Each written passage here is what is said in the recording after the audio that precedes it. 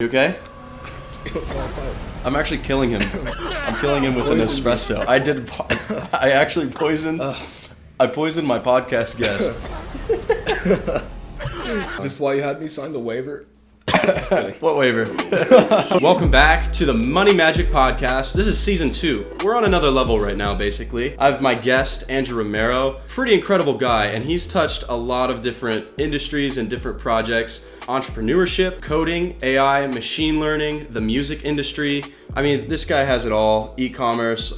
We've got so much to unpack, including philosophy later on, which will be an interesting subject. But first, we're going to talk about robots taking over the world, basically, and how he's helping them do that. Yeah, He's literally programming the robots as we speak. I know you wanted to come on today and talk a lot about machine learning.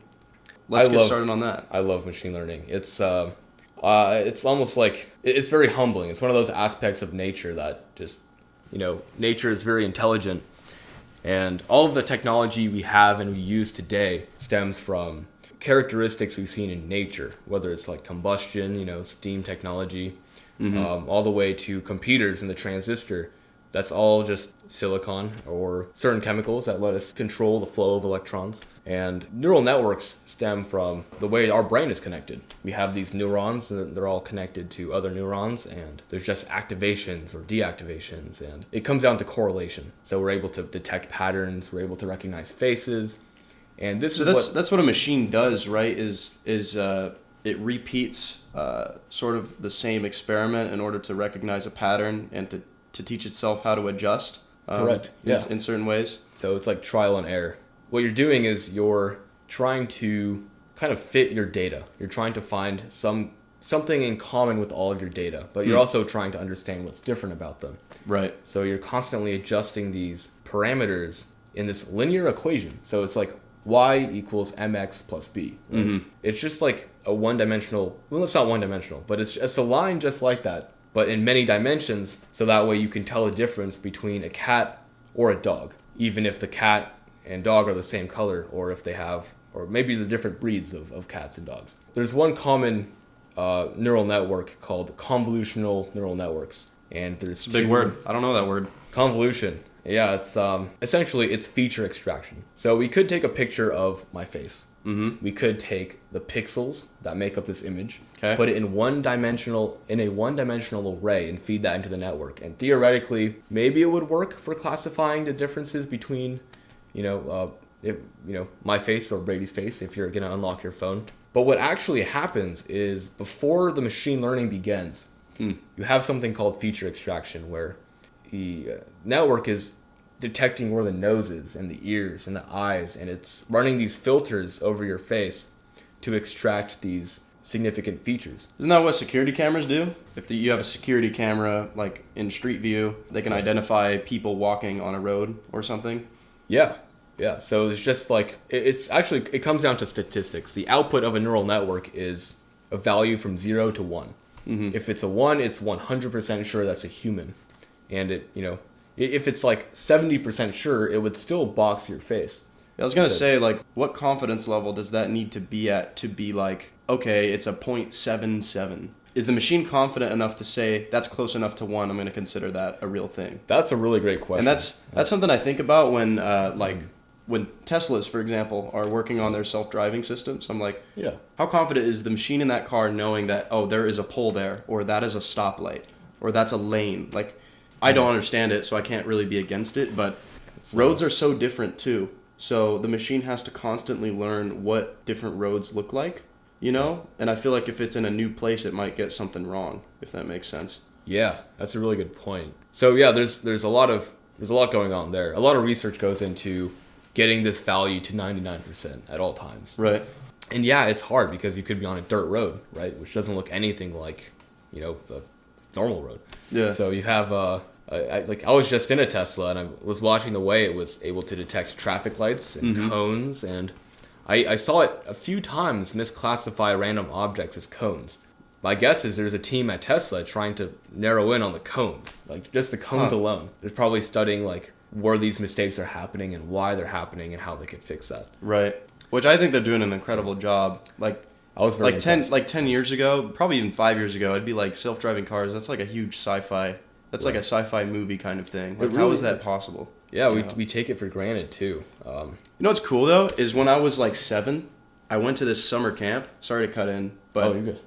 I took like this robot building class over summer, and we built these little robots. And what its function was, basically, you would have a white plain base of like a long white piece of paper or cardboard or something like that, and we took black electrical tape and we made a pathway around the track, and then we built these robots, and they had like these sensors in them that could identify the black tape and the difference between that and the white background, and it would follow the black tape around the course. So that's my first little experience with that's auto driving technology. Yeah, that's a good example of like, well, that's just a system. You know, you can design how, like, an algorithm as to how you want this line to be detected and how you want your robot to stay on that line.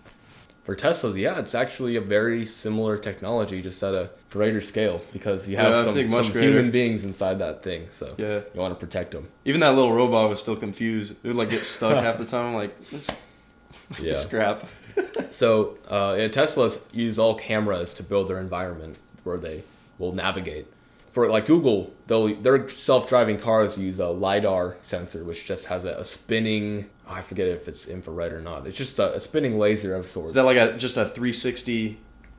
Yep. It's just it's like a, you know, like in the movies you have the radar. It's like detecting. Dot. The sonar system. Yeah. So that's what's going on there. It spins very fast and is able to recreate its own environment in its own 3D space. Right. And then, you know, you can analyze it from there. Right. Interesting. So the current like question now is which one's better, because LiDAR is more expensive, but you do have that full 360 view, whereas with cameras you might need to do some image reconstruction to build a fuller picture of, you know, your environment. So I think time will tell. I feel like as technology advances, those that'll be much cheaper, more cost effective, maybe, the 360 view. Yeah, who knows? But we've also seen from like Tesla's use of cameras is really, really good. So they're saving a lot of money by not using LiDAR. They've definitely put car companies in their place, and now other car companies are catching up. How do you feel about the analogy that Elon Musk made where the Tesla, he says, if you compare it to it's any car right now, my Prius, for example. Oh, yeah. He said that's the same comparison from when we went from horses to our first cars. That's what he argues. But how do you feel about that, though? I get where he's coming from. I think he's being a little dramatic with it. Definitely. I think so, too. I think he's created the next level. Maybe a better comparison would be when the automatic transmission was made from the manual. Okay. And the automatic transmission was brought to the market where, hey, you don't have to push the clutch in all the time. Here's a mass consumer product where you can literally just go from park to drive and not have to worry about shifting gears. The car will do that itself. That's great, yeah. And that's like the same comparison could be made with, you don't have to worry about steering and putting power on the gas pedal anymore. Okay. Now you can just let the car do it. It's almost like, I think that's better than horses to cars. Yeah. Maybe if he makes his Teslas start flying, then that would be more of a comparison. But yeah, pretty sure if you have a Tesla, because they're all like using the same technology, you can probably share data between Teslas. So you can like be behind like two other Teslas at a traffic light, and your car wouldn't really have to see the traffic light because it could, in theory, be getting data from the other two Teslas in front of it, and it just knows that there's a light up there. And before you know it, you have a network of cars as Teslas are all talking with each other. Make sure that like the self-driving aspect of everything is going well. I believe this is a very important technology, and it's tunnel, the Boring Company technology as well, which I want to see that develop. It's like a meme company. It kind of is. I saw a video. But at the same time, I think he also did these underground tunnels in LA, right? That actually helped. I'm not familiar. I don't know. I just know they made flamethrowers. That's what I know about the Boring Company. I feel like what he's doing is a less efficient version of the subway, because less efficient. You still need to get your Tesla off the tunnel, and if you have traffic in the tunnel, you're done for. Yeah. And if one of the Teslas like lights on fire or something, breaks down circuitry or whatever. Yeah, you're gonna need. That's what I'm curious about. I'm like, what's gonna be the typical lifespan of one of these Teslas? Because I already know people that have electrical problems with their Teslas that Yeah. they have to like. I mean, that maintenance has got to be high right now. Yeah, probably. Yeah. But I think with the other car companies now saying, "Oh my gosh, we got to hop on board before Tesla takes over the world."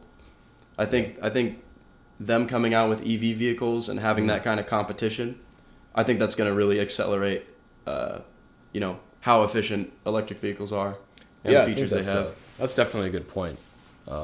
Like the Ford, I think it's the Ford Lightning. Have you heard of that? I haven't heard of that specifically. That's going to be like the first. I mean, there's Rivian, but that's going to be like the first like real mass market like electric truck, which I think will be pretty cool. Okay. Well, yeah, that'll be exciting too. It'll be interesting. Most truck guys I know, they're not ones to like soft, quiet cars. Yeah, maybe you can install or download some engine sounds. Yeah, so you can just, I think you can. Don't Teslas have that feature? I think they do. Yeah. You could put a roaring V8 engine on your. Yeah. Just a V8.mp3. That's like slap that on your Tesla. Make a fake engine noise. When you put fake vinyl crackle on your beat to make it lo-fi. Yeah, exactly. Yeah. It's just a second little fake sound. That's funny. It's pretty funny. So we're talking about machine learning, and there's plenty of sectors plenty. I would actually say all, really. Yeah. I feel like all every sectors. Every company is hiring machine learning engineers. Right. And I've talked to a couple like stock portfolio managers. Right. And I asked them what do you see in the industry in the future? Like what concerns do you have as a portfolio manager? Mm-hmm.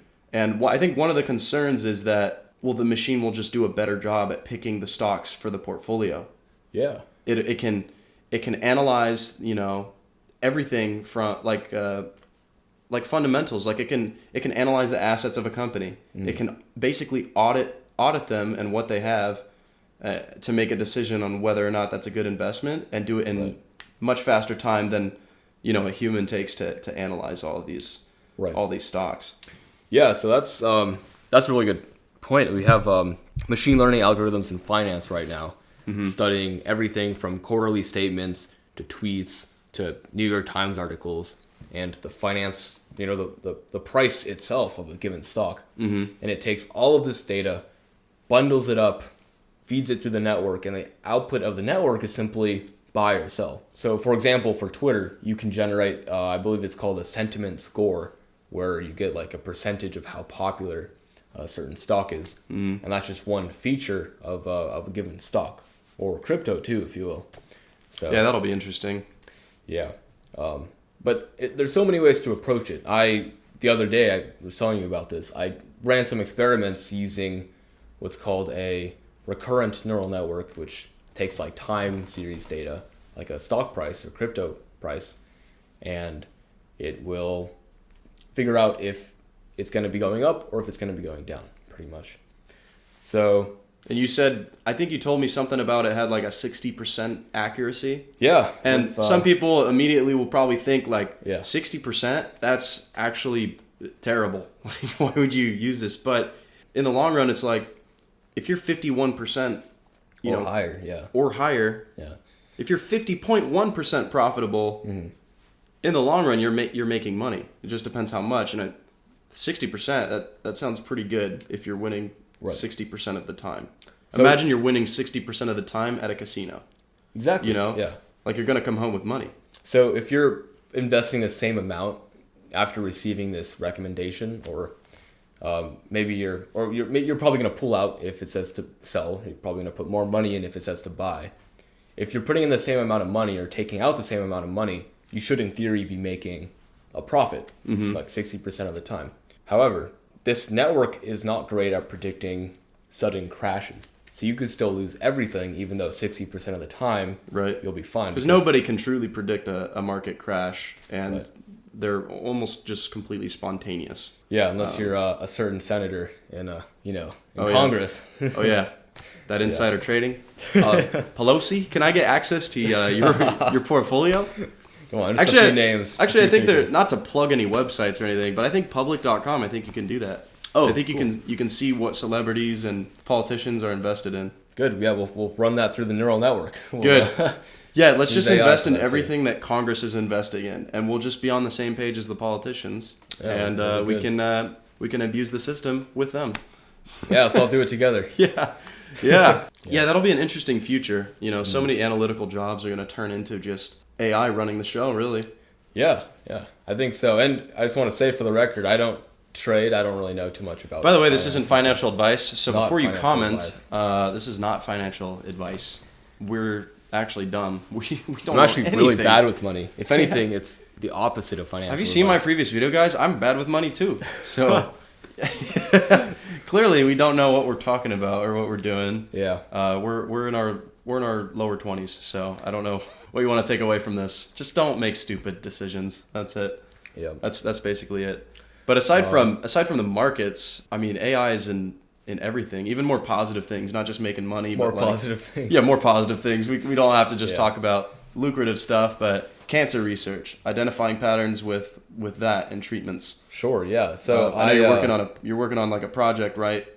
Yeah. So for the school, I actually presented this research at the CSU symposium and at MIT at a conference they hosted. It's crazy. And what we're doing at this in this laboratory is, well, our research is motivated by the fact that over 91% of adults suffer from dental caries, which is like tooth decay. So I've had a few cavities filled. Have you ever had a cavity filled in? I actually have a 0 cavity record. That's pretty great. Which is you have like- great teeth, Brady. You're Thank you. phenomenal I teeth. did have braces though, so I I did can too. attribute that to my parents. Thank you for buying me braces. Me too. Yeah. Thanks, mom. Thanks. But Yeah. So for cavities though, I've had 2 of them filled, like in the back. I guess I wasn't reaching back there. But what? terrible toothbrush technique.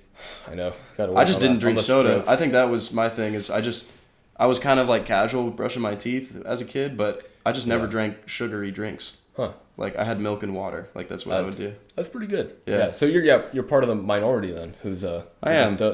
I am. Yeah. who doesn't get cavities. But what we're trying to do is use AI to predict an early sign of a cavity. We could even look at genes. Like I've seen this applied to genetics. So if you do a 23andMe, you know you can. I did that. Yeah, you can get some did cool that. data on your family, right? Yeah. But that same analysis can be used to predict if you might be at risk of a certain cancer. Mm-hmm. And Yeah, it has a whole section where it says like if you have a certain gene that's correlated with a certain disease, and it says like a variant detected, and it even shows like which chromosomes it's actually a part of. wow, It's cool. That stuff fascinates me. I go through 23andMe a lot. nice. It even has a section where it talks about like you're more prone to drink alcohol or something like that, or you have a lower caffeine tolerance.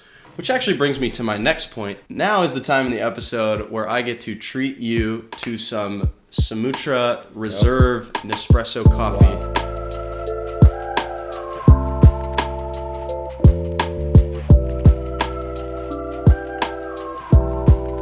Cheers, my dude. Coffee This is hour. the Sumatra Reserve. It smells really good. We'll have to give it a little taste review. I think it's a little hot right now. a little nutty. It's a little. A I think the smell and the foam is what gets me about this cup of coffee. It's a nice texture. I want this inside of me. It's a little hot for me to taste the flavor, but it's strong. Gets me pumped up. I'm gonna let mine cool for a sec. Very blissful. Very blissful, very delicate. What do you think so far? Pretty fire. Pretty Yeah? fire. Good. No sponsors this video. We're just doing a little coffee sesh. Yeah. Before we get into some other interesting topics, such as mechanical bull riding, and Yes. and we're going to talk about some philosophy and just our lives in general. I've been doing some research recently. Yeah? On mechanical bull riding. Oh, have you? Have you? I've got my primary sources. Uh-huh. I actually rode the bull myself. I know you did too. As did I. I was also Yeah. a test subject at the Crazy Horse here in Crazy town. Horse, yeah. I called my mom. Okay. And apparently she spent her 21st at the Crazy Horse. Oh, Yeah, she rode the bull on her 21st. that's crazy. And I was like, oh, I didn't know Dang. that was around back then. It's been around for a long time. Yeah, I guess it's been there for a while. Because a lot of bars are newer. Even Riley's is newer. Yeah. Yeah, bull riding. That's fun. My back hurts, by the way. We're both tired today, clearly, from Yeah. a long night of bull riding. A lot of bull riding. I didn't even ride the bull, and I'm tired. from bull riding. You're tired from watching people just get slammed on the ground. Yes. Oh, by this can't bull. get tired enough. Actually, that's For real. Oh my gosh. Well, so how's your what's your advice? What's your strategy for riding the bull? Don't don't look at me. I would say that a mistake I made was I didn't warm up before. Okay. My muscles felt so tight and cold. Okay. From I don't know. I was just cold. You do need to. If you want to seriously ride this bull, yeah, stretch out your muscles like you would like before any workout. Really, I definitely could have squeezed my legs more. Mm-hmm. I was too loose on the bull. I didn't think I was focused too much on the back and forth of it rather than the side to side. I didn't think the side to side would get me as much. I thought I would just be fine, and I would just have to worry about getting flung forward or backward. But yeah, I ended up falling to the left. Yeah, I think I should have squeezed my legs harder. The mistake I made was I accidentally put my feet up onto the horns. I didn't know that wasn't allowed. That's a foul, man. It's a foul, yeah, and I learned that. He got the yellow flag from the ref. Yeah. However, I might have pulled something minor in my arm because I could feel like... Hey, we still have our stamps. We still have our stamps, yeah. You pulled something? I don't know. I hope I didn't. Yeah. We'll see. We'll see. I can still work out. That's all that matters. So probably recovering. Yeah. I hope it's recovering. Yeah, I'm fine. I'm glad it was just my back. I was more worried about my wrist up front when I'm holding the rein. Yeah. And I thought I was gonna fall on top of my wrist, and I was like, oh gosh. And something that I'm trying to do more of is reading. And I know we did a little book swap. So we should talk about that. Yes. We're both pretty interested in stoicism as a philosophy, and that sounds so basic because I feel like so many people know about stoicism now. I wanted to ask you before we dive into Meditations by Marcus Aurelius, of course, that you're reading. I wanted to ask you, why do you think it's suddenly just popped out of nowhere? Why do you think it's so popular in our modern day? Yeah, like there's many philosophies, really, if you think about it. True. So why is Stoicism so relevant to so many like young people right now? That's a good question. Well, I think for one, let's take a little ride in history here. I think in Ryan Holiday's book, or it might not have been his book, it might have been a book called A Guide to the Good Life, which is just another rundown. I know what that one is. I don't think Ryan Holiday wrote that. I think it's some other really credible author. Great author, yeah. Forgot his name, but I know he's a great author. We'll figure it out. Just look up that title. You'll probably find it. But in that book, they mentioned that George Washington was actually somewhat of a Stoic. And he was very, he knew of Stoic philosophers and adapted his many ideas from Stoicism into starting the government. Yeah. So that's, I guess, an American history of it. But we have, nowadays, a lot of people do know what it really, like what it means to an extent. Like you can say, oh, just be Stoic, or I try to be Stoic about X, Y, Z. And there's different ways to interpret that. It might mean like, oh, I'm going to try to not care about it. That's kind of what people assume when you say, I'm going to try to be Stoic about it. So you just kind of let your hands off and do my own thing while something else goes through its own process.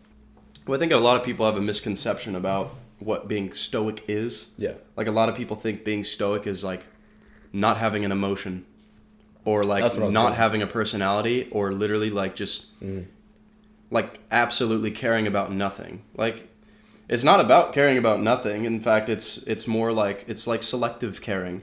It's being more mindful in what you do actually care about. Right. It's a lot about focusing on what you can control also. So it doesn't, philosophers would say, don't worry about what other people are doing right now. Maybe you might be jealous of someone. You might be angry at someone. And they argue like if you're going to dwell on these thoughts that you have, you have no control over other people's actions. So you really should learn from other people, but don't let them drive you to a place of less control.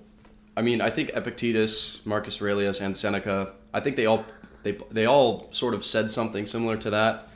I think the one I remember, the philosopher said, there's no point in worrying about anything because if it's something you can control, Right. then good. You have the willpower and you can take the action to do whatever it is you desire to control.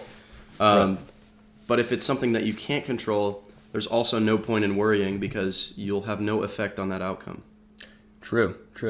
So it's like that's how you, I guess, get rid of worry. But I'm human, so I still worry about so many things. Always. And Yeah, ideal stoicism is actually pretty extreme. yeah, So it was a lot of like monk type stuff. I feel Exactly. where it was like I don't need clothes because clothes are unnecessary, and I do not need clothes to survive. I need oxygen, sustenance, Right. and nothing else. Yeah, like any philosophy, you could take it too far. I can't remember his name. It was like Dionysus or something like Diogenes. that. Diogenes was that the guy that like ran around naked? Yeah, and it was was just so. like pissing all over people. That might be the guy. I could be wrong, but yeah, I'm pretty sure it's Diogenes. It was some guy Diogenes. who just said it doesn't matter, like this Yeah. material stuff, and like the only thing he owned was like a pot. Yeah. And then I think he that's said, it. and then he finally got rid of it because he was like, "Oh, I don't need this pot." Yeah. It's like this is the last thing that I own. There was some real, like, he was really ahead of his time. What can you say? Yeah, that's woke. the thing, and there's a quote from Marcus Aurelius, which I'm obviously paraphrasing. I don't know what exactly he said, but he said to apply philosophy to yourself. You okay? Wrong pipe. I'm actually killing him. I'm killing him with an Poisoned espresso. I actually poisoned. I poisoned my podcast guest. Is this why you had me sign the waiver? Just kidding. What waiver? Sorry. Marcus said something about like applying philosophy like it's a medicine, and saying you don't need to like get your head wrapped up in itself 24/7 about what is the correct way to be stoic or how to do this properly and Right. every little rule. He said like, I mean, he said it himself. He was like, don't spend so much time arguing about how to be a good man. Just be one. Good. Just use what you know and be one and learn in the process. And if you need to come back to philosophy, you come back, apply that ointment. I think he said something about applying it like an ointment when you need it, and then go back out in the world in your life. So, so I think a lot of people think like, oh, stoicism. Oh, he's getting into stoicism. It must be some cult or religion about not having any emotion or something like that. But that's really, what I thought it's at just first too. yeah. Because I was biased as well. I thought like, oh, why would I read this book? A Guide to the Good Life. It sounds like a cult Bible. It sounds like one of those self-help books that it's like Yeah. it makes you feel good when you read it. Yeah. And then you don't really change. Yeah. You just become slightly more positive, maybe. I don't know. Well, What you annotated some quotes. Would you like to just talk about a anything? few things that I found personally interesting. Like, I guess I'll paraphrase as well. There's no reason to use his dialect, but You remember well enough. yeah. So the Stoic philosophy talks about like a balance with the external factors of your world, and also with respect to that, strengthening your mind to handle pretty much anything that comes your way. So I like to go to cafes to do my work. Maybe it's the environment, the vibe is always good. I like getting coffee there, even though I shouldn't. I should be saving my money. Right. It's like a picturesque way to study or to grind or do work, like Picturesque. That's a good like word. sit down at a coffee shop with my headphones, Right. pull out my laptop, get some work done. That was like season 1 of Money Magic Podcast. I would do that. I'd go to Brave Coffee. And pull it out. But what were we gonna say? So Marcus Aurelius would not be, he would not support the idea or anyone who believes that they have to go to a cafe to be the most productive. He believes that it's very tempting to want to, relax in other locations, whether it be like going to a vacation, going on a walk, going on a drive. And I don't fully agree with him here because I love going on walks. I love going on hikes to clear my mind. You gotta remember these philosophers are not perfect people, and Yeah. they also have their own ways and bias of like interpreting the world. So Right. So that's why you apply it like an ointment. You don't apply too much, but Yeah. In this case, I do have a bit to learn from this. But it's a good point. It's like Marcus Aurelius was also always asking himself, like, is what I'm doing right now necessary? Yeah. You know? That's a good point. And he talks about you know, people want to run to the hills or mountains and beautiful regions or the beach to, you know, relieve themselves of stress or to find their perfect, you know, find their perfect wisdom. When in reality, all you really need is to look inside and find yourself. Yeah. Like, we don't need a fancy coffee shop and buy an $8 latte to be able to get deep work done. Yeah, and that's what I need to hear. I need to hear that and get me, in the face. Me too. It's funny because I feel like sometimes I actually get less work done by actually going to those places. Me too. Because I'm more distracted. I want to eat the, you know, egg sandwich. Also, people watching. You like watching other people just go get their coffees, whatever. Yeah, and you run into friends you meet there, and you're like, oh, that's cool. Oh yeah, and then you just stop working completely. Yeah. Wrap it up. Now it's something completely different. But yeah, if you're like at home, nothing but you and your work, and the coffee, maybe a cup of coffee, that'll definitely help. Yeah. But like, yeah, a lot of externals get in the way. I think another thing Marcus Aurelius said was, we use things not because we needed them, but because we just had them. Oh. So we use a lot of, you know, a lot of unnecessary things, really. We use things because we have them, not necessarily because we need them. We don't need a coffee shop to get things done. Yeah. People got things done with or without coffee shops in history. So well, there have been some great works of literature completed in coffee shops. What do they call the? That's true. That's the a good Bible of economics. There's like one book that's like a very big fundamental. The Wealth of Nations. Talking about Adam Smith. Yeah, I think so. His Wealth of Nations. God, I don't want to say with certainty that's the book because I don't know. That's the one that I think about. That's like the quintessential. That's like the foundation of capitalism. Basically, was the theories mentioned in Wealth of Nations. I think that would be my go-to. But I think it's that book. There's other great theories later on as well. It was like that book or a book of that magnitude that was written in a Paris cafe, which I think is really cool. Like. Maybe it was him. I know he was Scottish. I know he was a Scot. Right. But at this time when coffee shops were popular in Paris, it was a very international city at the time. You had politicians going there for their meetings. All these conferences would take place. And coffee, man, everyone loves coffee. You know? Yeah. It's Cheers. Cheers. How's it taste now? Does it taste pretty good? It's now good. It's cooled down a little bit? Yeah, it's always tasted great. Still choked up? Yeah. I know, I like it. There's also like a sophistication with my Nespresso machine. Shout out to the grandfather for giving me an espresso machine and making me feel more sophisticated than I actually am. These glasses, man, that's some thick, couple of C's in there. Very thick. That is some thick glass right there. That is some thickness. These glasses are sweet, and I love how you guys probably already saw it in the video already, but how it literally just fills directly to the top and then stops. Yeah. So have you has reading a lot of philosophical books, has that helped you in any areas such as studying or even just your personal life? It does help me stay self-aware a little bit. Like there's another Marcus. This is actually his teacher goes by the name of Rusticus. Rusticus? Yeah.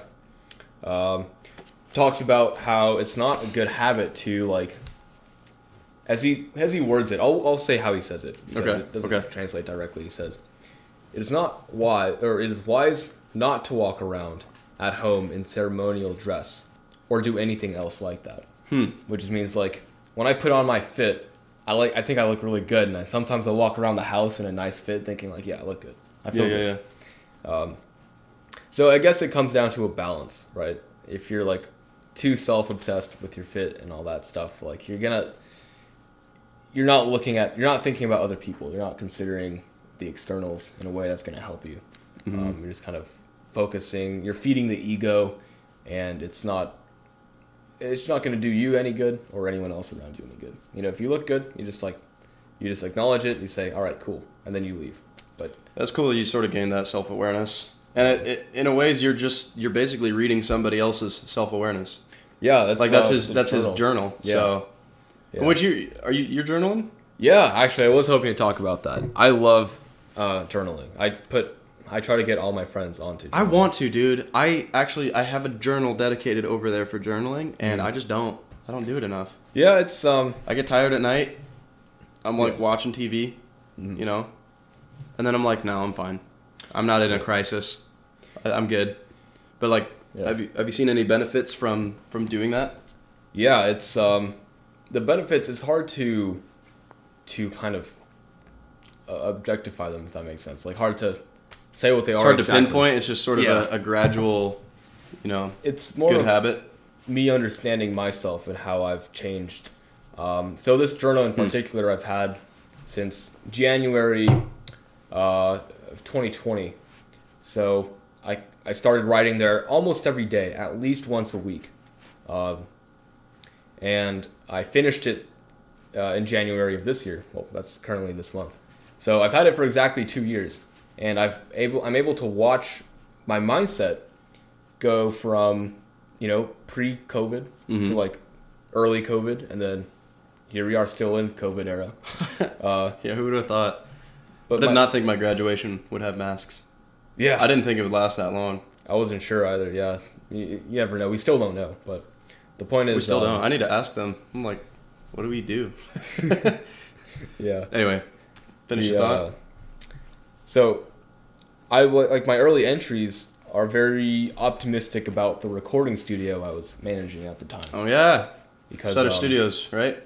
Sutter Studio Records, yeah. Man, good times. I had the apartment to myself for a while. I thought COVID was going to be a more temporary thing, so I thought, oh, wow, I have this whole apartment to myself because my roommates went home for COVID just to be with their family. School went online, but I stayed in Chico for some reason. And I turned the living room into the live room. So I had my microphones in there. I had a camera set up on the TV so I could see them and they could see me, just like a real studio. Normally it'd be a window, right? But sometimes modern studios will use camera systems too, like a Zoom meeting with live audio. Yeah. That's wired directly to my room and my interface. So I was like running the studio. Clients were loving the sound. They were liking the whole system, and they were coming back. So I was thinking of ways to help promote my business, and I would write about it a lot in my journal. And then just hearing how optimistic I was just very interesting, because COVID hit, and then boom, I suddenly changed the tone of how I write about things. I'm writing more about how I'm going to make it through school, how do I stay focused, and it suddenly became a whole new like shift in my own personality. That's good. Nice. So it's just like and that's a change I wouldn't have really been able to see in that way if I hadn't been journaling. I would have thought like, oh, interesting, I'm the same person. But we really you identified how you're sort of evolving over time based on putting your thoughts onto actual paper, right? Rather than just keeping it flowing up here. That's good. I need to get back into it. Do you have any tips for staying consistent with it? Maybe like setting aside a time that you have to do it. I tried doing that before this journal, and I found that by being rigid about it, I enjoy doing it less. It turns into like a job or a chore rather than something to actually help you. It's less enjoyable. Yeah. I see it as like almost like a friend, like I'm writing a letter to someone. So that's cool. I just kind of, I don't really know. The habit was easier to maintain after I started. Right. As is most habits. Right. But I don't know. Just find something that might be bothering you. It's like take a time. Don't even think about the journal. Just like sit down and think to yourself like, what do I wish I could share right now, but I can't because there's no one who would listen to this. And then if you kind of dwell on that a little bit and figure out what might be bothering you or what you could do to your mind to help like improve yourself, then that's kind of like a place of where I would start writing. Right. And then when you do that a lot, it actually feels really good. It feels really satisfying to have expressed these thoughts onto a journal. That's good. So, and guys, if you have any thoughts that you would like to express, please drop us a comment down below as a form of journaling. Yeah. AKA giving us better engagement for this video. That was my quick little plug there. Yeah. That's cool. I do need to start journaling again, and I'll take your advice on that. Good. do it. But yeah. Yeah, that's good. It helps you process time. Because I remember when I sat down to do this journal, we feel like we're not going to age. I think we're kind of in denial that we're not going to age. And at the same time, we also feel like we're very smart. We probably feel like we know a lot. I feel like 4 years ago, I thought I was like the smartest person ever. Exactly. And I thought I knew like everything about the world and that people were stupid. And then now I look back on that guy and I'm like, dude, you're so dumb. I'm like, you know nothing, dude. Exactly. So now I'm trying to take a more humble approach with how I talk about things. For example, even money on the Money Magic podcast. I am like, listen, I'm just an economics student, okay? Mm-hmm. Take something if you hear something that's valuable, but I don't know the answers to everything, and you shouldn't trust me as some sort of guru, you know? Right. Like, yeah. And I feel like when we were like 18, it was like us against the world, kind of like. Pretty much. I'm gonna be on top of it all. Right. I'm gonna take over. So yeah, I'm gonna use robots to take over. I'm gonna learn coding and I'm gonna crack crypto. I'm gonna be a multi. We're gonna figure out when the next crypto boom is, guys. Yeah. To the hour it happens. Also, we're gonna figure out how to create the perfect NFT. We're gonna use machine learning to generate a pixeled picture that will sell for the highest price in Ethereum. That's so smart, bro. Let's do it. Let's start an NFT generation. We're actually starting an NFT portfolio, guys. Hearing it now. First, you heard it here first. This is the Wade Romero NFT scheme. Yeah. If you wanna buy an NFT, how about pre-order an NFT? I'll put my Venmo in the description. The NFT doesn't exist yet, but you want to buy it. So just pay me now. Yeah, you got. Just pay me now, and I'll send you a JPEG later. All right. Yeah. Doesn't matter what it is. It'll be great. So. Yeah, it's just it's some Doge thing, or those pictures you were showing me from the Google Deep Dream. Deep Dream. Maybe we could throw some up, in editing. I'll send you. Some. Yeah, send me some, and I can throw them up. They're really trippy. Yeah, but where are we going with this? Because that's such a cool thing to talk about. That's true too. Well, you mentioned that AI takes a picture, and then it's programmed to find something within those pixels, like focus on finding a dog. Yeah. In every image, and it's sort of like it turns it into kind of like a psychedelic looking picture. Right. Of an object that is actually turned into something else related to finding like dogs. Yeah. And everything starts looking like a dog face. Exactly. Or something like that.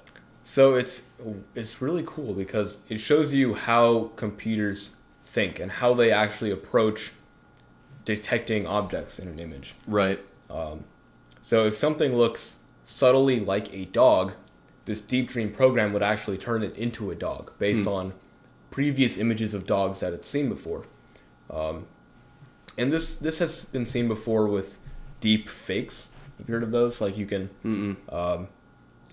perfectly recreate a video of a celebrity as if they're like in that video.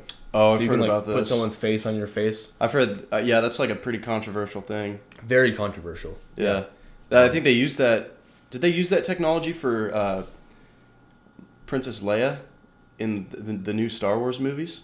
Oh, wow. Because Carrie Fisher, the actress who plays Leia, she died in the middle of the sequel series that Disney was making. Oh, wow. These past couple of years. Yeah, but they used her face. Yeah. To keep her character alive. And there was like a bunch of controversy because maybe you should have the actress's permission to do that or something. Maybe they got a contract that lets them get away with that. But I'm not sure. But honestly, I wouldn't be complaining. I mean, rich people have problems, but they're also filthy rich. So true. I don't know. That's interesting stuff. But you couldn't really do that 5 to 10 years ago. This is a very, very novel approach, I think. Yeah, these are some exciting times. Just rapid technological progress, and honestly, we can't really. I can't even really predict what's to come in 15 years because did people 15 years ago predict what's happening right now? Probably not. I'm super excited and looking forward to all the new stuff that's gonna come out of basically the topics that we talked about. Right. It'll be interesting. Yeah. Anyway, guys, I think my camera is about to die. So I'm going to wrap up the episode here. I just want to say thank you for hopping on the show. Sir. Thank you for having me. I appreciate you being here on the second season of Money Magic Podcast. I've also finished my drink, so I'm like shaking a little bit. We're tweaking right now. I haven't so we're gonna go bounce off the walls.